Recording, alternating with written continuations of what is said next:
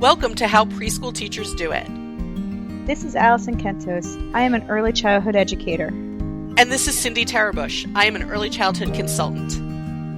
This podcast is for parents and early childhood professionals. Let our experience and research-based knowledge become your guide. Happy Monday, preschool peeps. Allison is muted, and she's desperately looking for the unmute right now. Unbelievable. Cursor looks like a hand now instead of an arrow, and it doesn't do anything.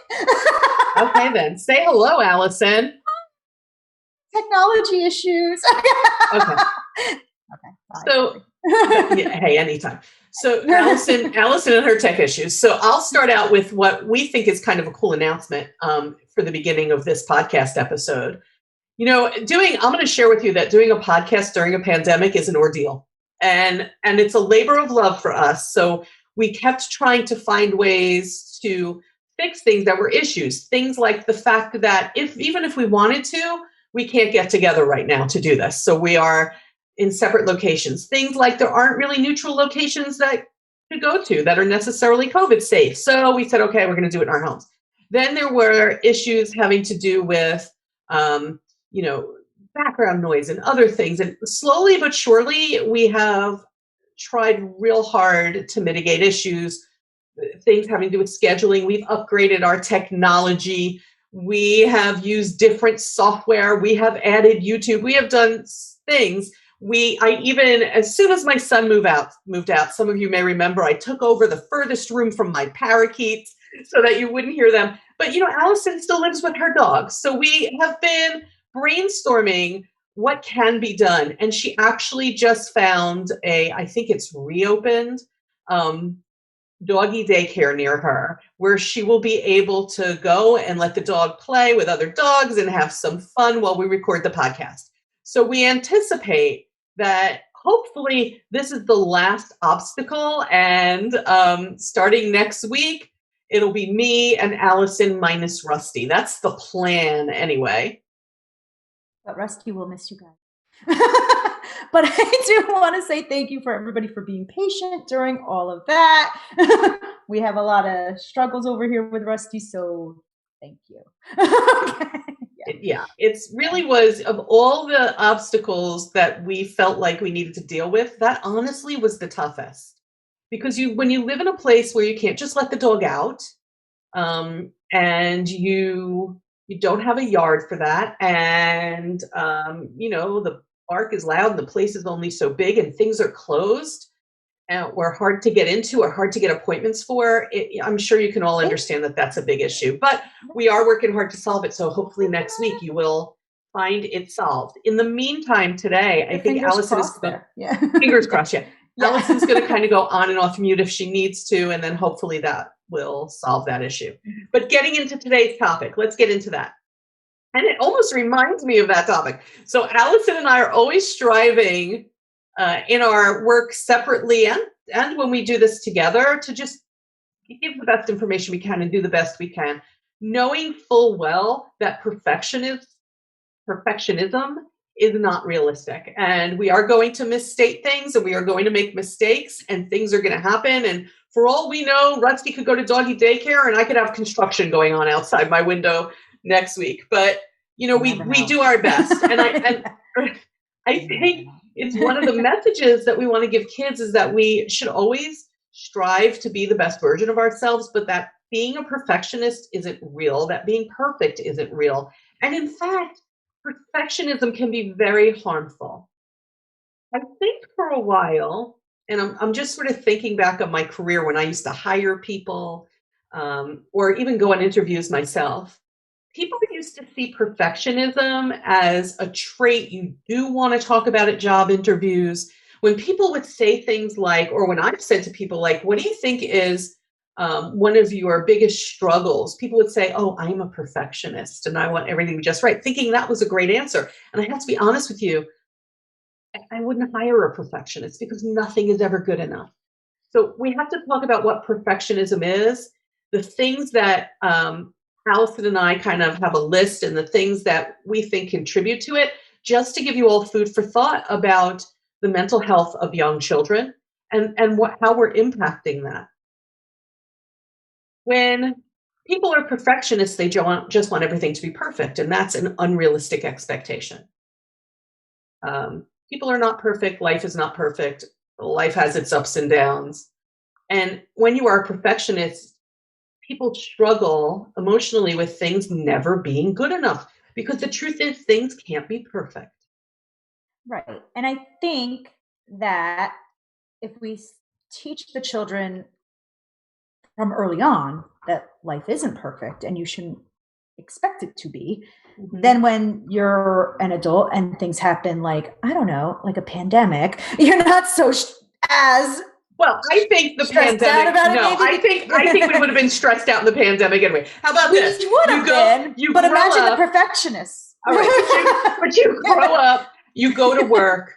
You've made a mistake at work. Your boss isn't happy with you. It is like the end of the world for a perfectionist. And really, what we need to do is teach kids. People make mistakes. You can come back from mistakes, and also you need to forgive other people's mistakes, because no one is perfect. Not you, not anybody else, not this situation. I think that the lesson to teach children, and I think we've said before on this podcast, it's unrealistic to teach people that happiness is the goal, actually acceptance of however you feel is. And it's unrealistic to teach people that perfectionism is the goal, actually acceptance of your humanity is.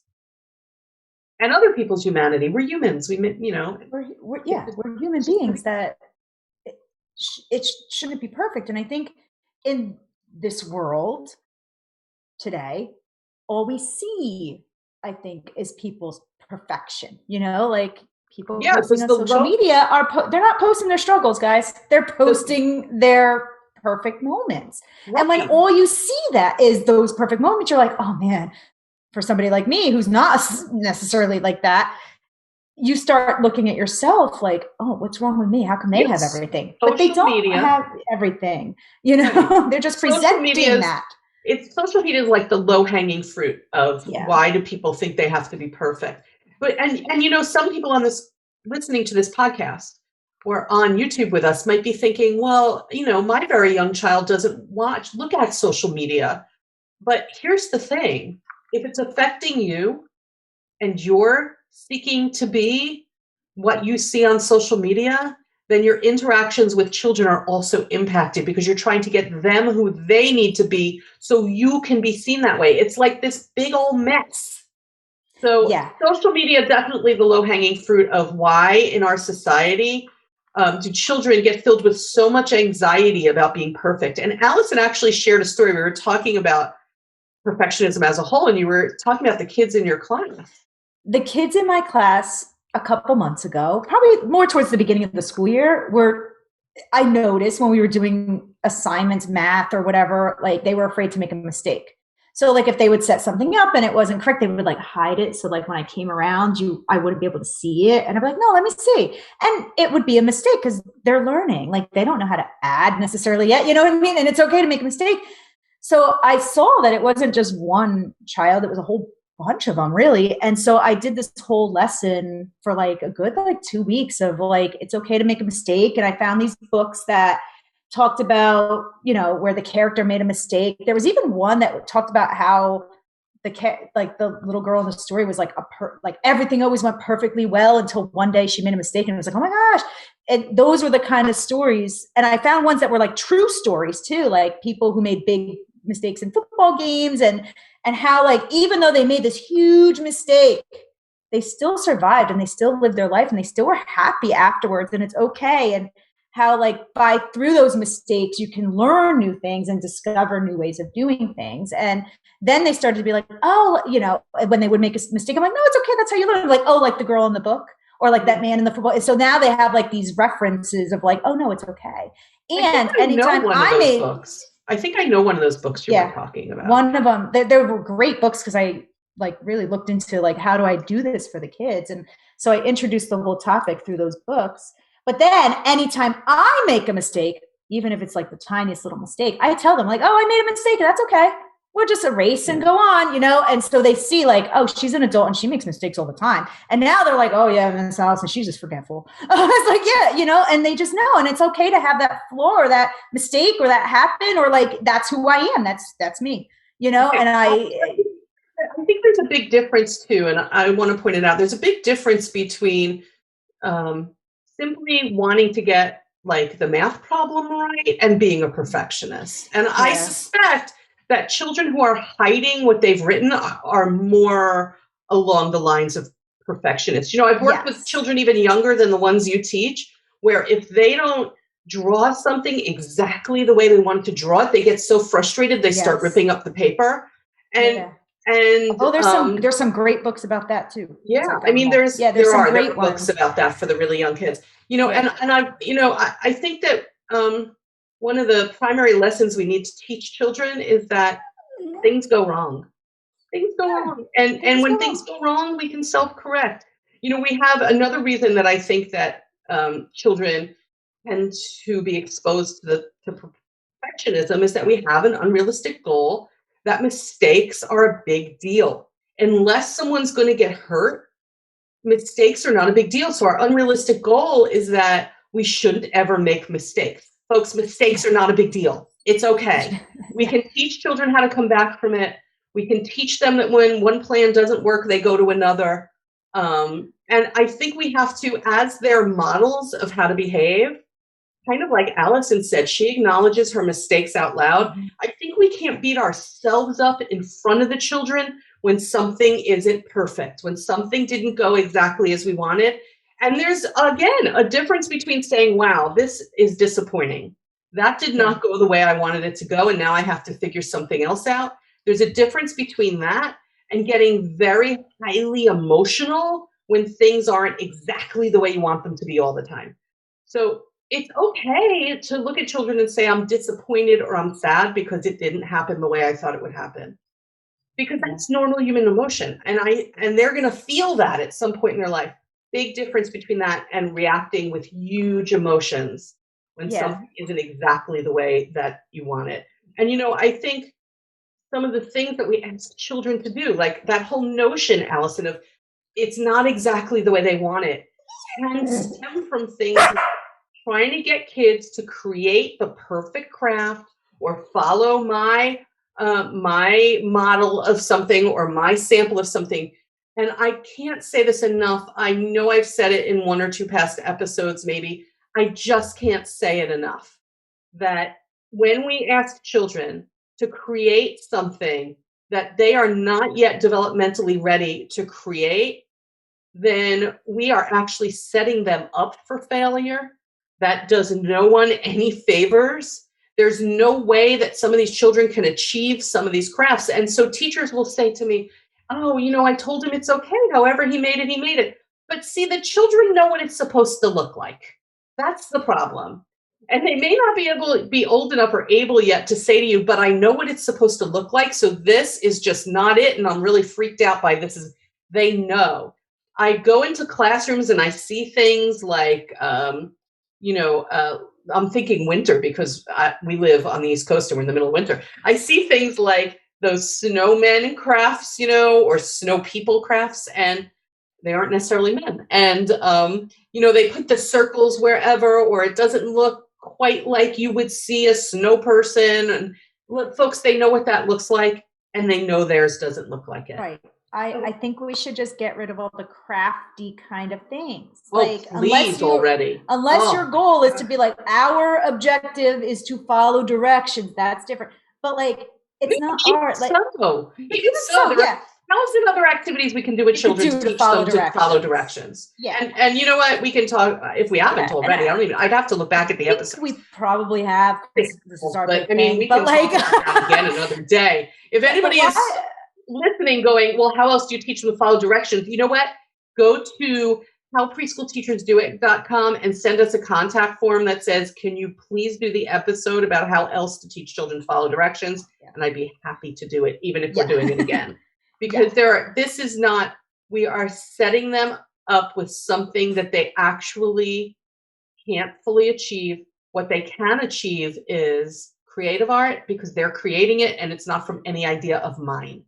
Right. So, Which is what it should be. Like if you're doing art and you're like, we're going to make snowmen today, you have now taken the creativity out. That's not art. Art is, you get to create whatever you want, however you want to, and I'm not going to tell you what it is or isn't, and when you say we're going to make a snowman today, that's not art class. No, that's that is different. something else. That is something else. You want to make a snowman, go get some snow. That's how you make a snowman. Right. So another thing I want to point out before we end this episode is something that I want to caution everybody about also, and that is, we've done things in the past. How can I phrase this? We've done things in the past that actually use the word perfect, like perfect attendance award. So be careful of that. A perfect attendance award in the world of COVID. Oh my gosh! Would that not be obliterated, Allison? What does attendance even mean anymore? And this is a conversation I've been having with schools. I work with some schools where they have these really strict parameters about, especially for remote or hybrid learning, what counts as attendance when you're joining us remotely. But nothing makes me angrier than talking about that because don't have any boundaries around that. So how can you even count attendance anymore? That being said, anything that has the name perfect in it with young children, I think we want to take the word perfect out and maybe just say we'd like to acknowledge you for this. But something like attendance is honestly beyond young children's ability to control. They're not driving themselves to school. So they certainly are not. Also, they get sick, as we well know. And they should be home if they're sick. Home. You shouldn't be like encouraging people to be like, let's send them in so they can get that perfect attendance award. Like, no, like keep yourself home. So and same with adults. I've worked at places where adults, employees got awards and gifts if they had perfect attendance. And I'm like, well, we're awarding people because they have good immune systems or because they came to work sick, and that just shouldn't be. No, please. I was there. So I really got me sick, and I stayed home. Right. I think we should be careful about that sort of thing, especially when we can return. I'm afraid of this. I'm afraid that someday, when everybody can return to in-person learning, that people are going to say, "I know. Let's reward kids for showing up all the time with those perfect attendance awards we abandoned during COVID." Please don't. Also, I just want to reassure you that there's a big difference between acknowledging children's good behavior and doing these perfect sort of things. Yes, I believe children's good deeds, kindnesses, and improvements of behavior should be acknowledged. But I think the larger question is, how do we acknowledge them? I think we acknowledge not through public displays, because that just demeans the other children. I think we acknowledge other ways, and ways where a class can celebrate themselves as a team and each other. And they are not set up as you are perfect and you are not. Right. I was watching a TV show today, and there are siblings on it. And one sibling was saying, "You've always loved my brother more. He did everything the way you wanted it, and he was exactly who you wanted him to be. And I was always more of a rebel, and you never spent as much time with me." And I just thought, there are so many messages we send to children, even unknowingly, not wanting to. We don't realize. I like to think that one of the things this podcast does is make people aware. Yeah. Because I feel like that's the first step. It's the first step to improving yourself and changing, and just being aware, I think, is a big deal, because then you start thinking, how can we change think about, what am I saying? What am I doing? Like, how are my reactions impacting these children? What am I teaching them while they're observing me? And folks, they are watching you all the time. All the time. Yeah. That's how they learn to be grown-ups, by watching all of you. Yeah. I would love to hear from people about their experiences with this, because whenever I've brought it up with teachers, they have stories, kind of like Allison did, of kids hiding math papers. I would love to hear your stories. And a really good way to share them with other listeners of this podcast is to find us on Facebook. We love when people find us on Facebook. We do. We have a Facebook page. It's How Preschool Teachers Do It podcast on Facebook. And look for when this is posted. And remember, it'll be there starting Monday morning, and then it's, hanging out on the page. So go on and comment with your stories, of course, not identifying anyone in particular. And, maybe even what you learned, what you're going to give thought to. When I do professional development, especially on Zoom, I like to put people in breakout rooms at the end so they can discuss it's three things, the three questions I always have for them. What did you learn? Why did it matter to you? And now what are you going to do about it? So what we would love to hear, what did you learn? Why did it matter to you? And now what are you going to do about it? Because to learn things and not do anything about it is useless. Yeah. So we bid a fond farewell to Rusty, whose ear is like in the picture on YouTube. I know, but he was Have fun at doggy daycare. Glad they're open for you. I know. I